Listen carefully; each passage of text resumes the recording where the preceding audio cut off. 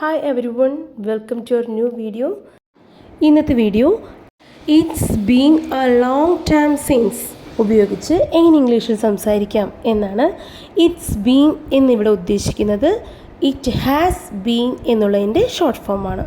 It is എന്നുള്ളതും it's തന്നെയാണ് പറയുന്നത്. പക്ഷേ ഇറ്റ്സ് കഴിഞ്ഞ് വരുന്നത് ഒരു V3 form of the verb ആണെങ്കിൽ ഇറ്റ് ഹാസ് ബീൻ എന്ന് പറയാം. അതിൻ്റെ sentence structure It's been a long time since plus subject plus V2 form of the verb. ഇനി സെൻറ്റൻസിൽ ഇതെങ്ങനെ ഉപയോഗിക്കാൻ നോക്കാം, ഒപ്പം പ്രാക്ടീസും ചെയ്യാം. It's been a long time since I laughed like this.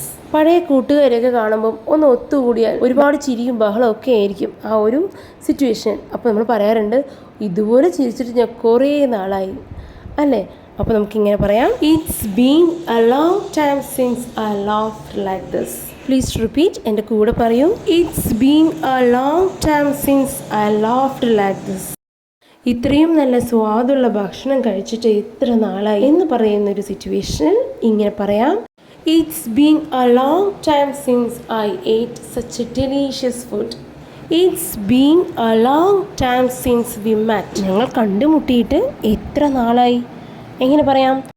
It's been a long time since we met.